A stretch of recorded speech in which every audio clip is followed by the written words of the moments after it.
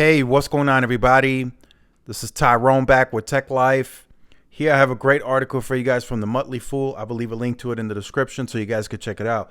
So this is a big deal for T-Mobile. I think this is overall, in my opinion, as I said at the Q2 earnings, it was a shocker for me.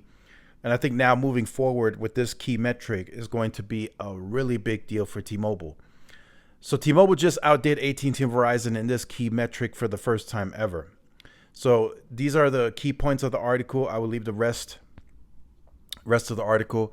Like I said, I'll leave a link to it so you guys can check it out. So T-Mobile's postpaid phone churn bested AT&T and Verizon in the second quarter. That is a big deal, and I'll get into it in this video why. The company can be more aggressive with higher customer lifetime value. Its network advantage and value proposition should lead to a sustainable advantage. So that's what T-Mobile continued saying over the course of after the merger closing, is now they'll have the best value and the best network, and it's continuing to work for the company. So here's why this key metric is so important and why this is a big deal for T-Mobile, having so quickly turned around and posted the best churn in the industry. So before, when T-Mobile was growing during the Un-carrier days, they still had a fairly high churn. They never had the best industry churn at the beginning.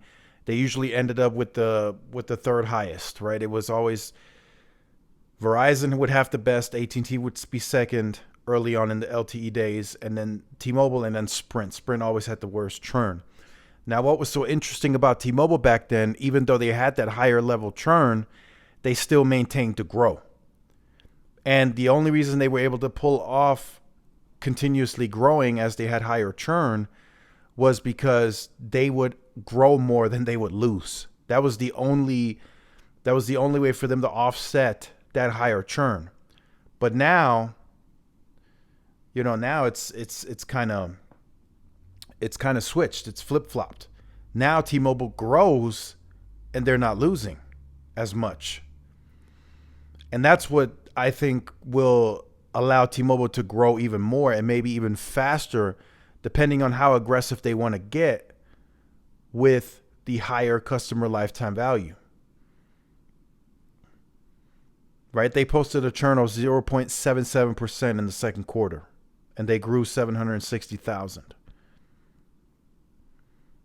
So now if they accelerate and they want to really grow and they can continue leaving that churn low, I mean, they can do 800,000-900,000, maybe even 1 million postpaid ads for the quarter, because now the churn is really under control and possibly even, set to get lower. If I remember it right, at the very end of the Magenta Max life cycle before they merged. Now, I know they still have Magenta Max around.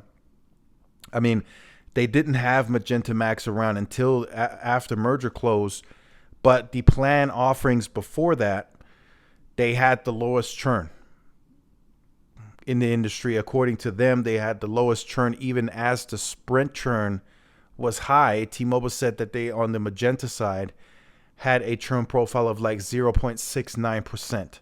If they can manage to post that type of churn with the Sprint base now included, I mean, the possibilities there are endless. If they can come out in Q3 and post a 0.69%, I mean, they're destined to have an 800,000-900,000 postpaid ad quarter for that quarter.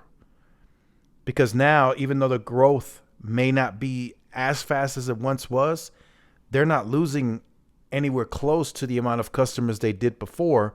So now they can just, actually post a growth that they're growing.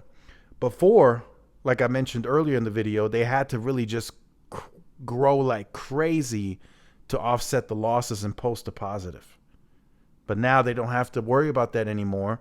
And that's where the key point comes in. The company can be more aggressive with higher customer lifetime value. So people now are really buying into the deepening the relationship and sticking around longer. And that's what T-Mobile is really looking for. That's for them, that's a high value customer, because that customer will stick around, and then that's where the CLVs come from.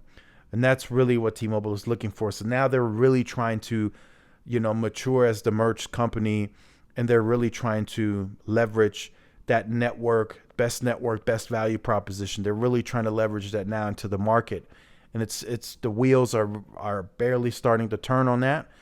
And they quickly posted the best churn in the industry. I did not anticipate them to go from a 0.89% in the first quarter to 0.77%.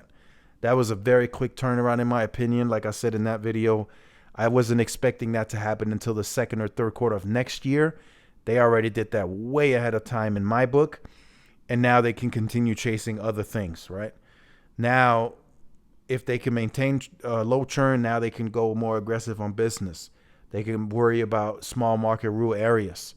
So that show, like, if, and what I mean by that is, if in a market they've invested, 2.5 is deployed widely at scale, they see the individual churn profiles. If for example, if there's no high churn in El Paso, then why am I going to continue investing big money in that market when nobody's leaving, right?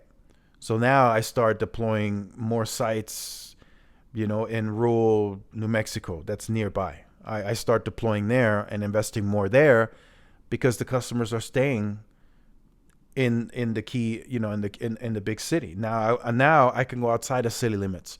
Okay, I can deploy a site here. I can upgrade here. I can invest there. I should invest here more because I need to grab more share. I got more churn in this area.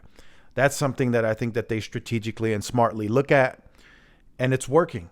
No matter how you flip it, twist it, you can say this about this, you can say that about that. The numbers show that it's working. They maintain a low churn, they grow the company, and it's a key metric, and it works. So let me know what you think about that in the comment section down below. Make sure you guys like, share, subscribe, follow my social media outlets. This is Tyrone with Tech Live. See y'all in the next one. Peace.